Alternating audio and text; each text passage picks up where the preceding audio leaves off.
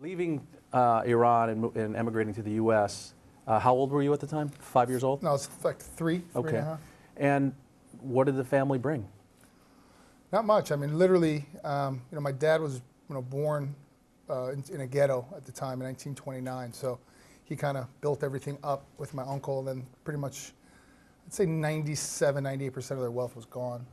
So it was pretty much a couple suitcases, no birth certificates. They really intended to leave for a short period of time, as a lot of people did back then. They didn't think this was going to last, and the revolution was going to kind of have a 30-year run like it's had now. So it was a very minimal.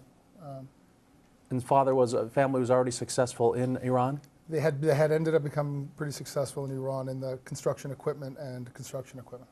It's always Business. interesting to hear about people who've done really well, and then hearing your dad's story briefly. He's done really well more than once. Yeah. And started over from scratch, didn't he?